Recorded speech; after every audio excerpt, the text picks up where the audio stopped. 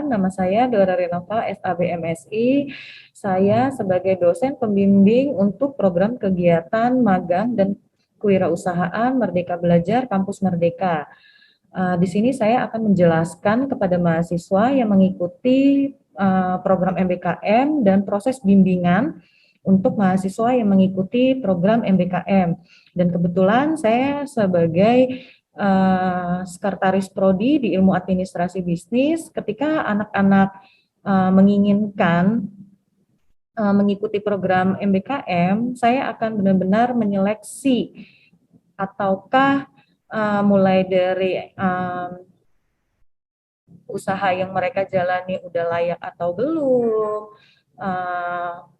tempat mereka magang perusahaannya sudah layak atau belum. Kalau misalnya memang belum layak, saya akan menindaklanjuti atau saya akan mengasih saran sebaiknya seperti apa. Ketika memang sudah usaha mereka sudah layak dan perusahaan sudah benar-benar layak, saya baru akan meng-ACC mereka mengikuti program MBKM, karena di kegiatan MBKM ini, baik yang untuk kegiatan MBKM kewirausahaan maupun yang MBKM magang, itu mereka ada konsekuensinya, yang mana ketika mereka tidak lulus, maka mereka akan mengulang satu semester, ada konsekuensinya. Mereka itu akan dikonversi maksimum 20 SKS. Nah, maka dari itu saya benar-benar memproses nih, apakah usaha mereka itu atau tempat mereka itu layak atau tidak. Kalau untuk proses bimbingan secara langsung, untuk dosen bimbingan saya, mahasiswa bimbingan saya, itu dilakukan secara langsung di kampus maupun dengan online. Kita kadang ada yang namanya grup WhatsApp, itu mereka bisa menanya nih di situ tentang keluhan mereka, ataukah apa sih kendala-kendala mereka selama mereka mengikuti program MBKM tersebut. Selanjutnya, pendapat saya tentang MBKM, program MBKM menurut saya cukup baik, karena di sini mereka berkesempatan, mahasiswa berkesempatan untuk memilih bakatnya sesuai dengan minat bakatnya mereka itu apa, termasuk mereka usaha.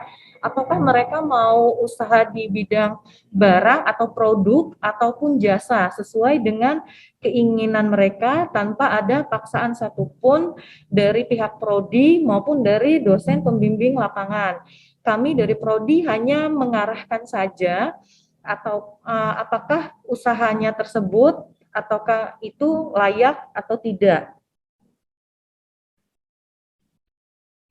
Bakat kewirausahaan yang mereka langsung bisa dipraktekkan secara langsung, dan mereka ketika mereka ada kendala nih di lapangan, mereka juga mendapatkan mentor itu yang benar-benar profesional. Jadi mereka bisa konsultasi langsung nih dengan para wirausahawan muda yang memang benar-benar terjun di usaha yang serupa dengan mereka, untuk menindaklanjutinya usaha mereka itu tuh seperti apa.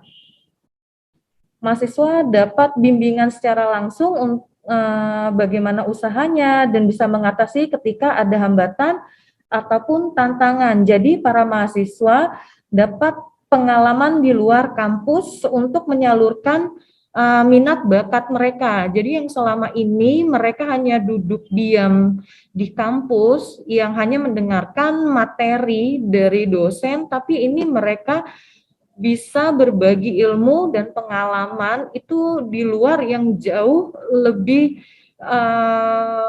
bermanfaat, dan dunia kampus dengan dunia pekerjaan itu berbeda.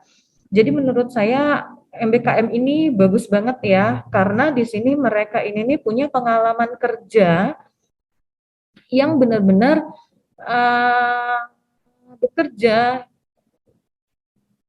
dan bisa menyalurkan bakat mereka. Untuk saran MBKM, semoga MBKM ke depannya dapat mensupport melalui mungkin kalau misalnya ada beberapa bantuan dana, itu nggak hanya di beberapa program-program MBKM saja, tapi ke semua program-program MBKM yang lainnya. Jadi mahasiswa itu tuh bisa sedikit membantu lah gitu. Apa sih?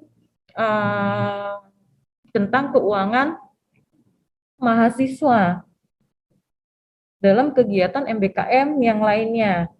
Dan untuk proses bimbingannya semoga lebih tersusun lagi agar lebih efektif dengan memakai mungkin ada kartu bimbingan atau mungkin kita punya timeline-nya gitu, dan dosen-dosen itu mungkin dibagikan ya untuk timeline-nya, dan termasuk jadi nggak apa ya, menurut saya biar nggak kepepet gitu loh. Jadi semua program-programnya itu kita tahu nih. Jadi dosen-dosen itu tahu hari ini itu apa ya gitu, dan kita harus mengambil mahasiswa kapan, kita harus um, uh,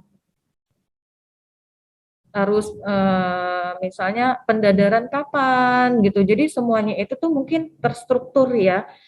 Jadi itu tuh lebih enak sih, jadi biar kita sebagai dosen juga nggak keburu-buru kesannya gitu.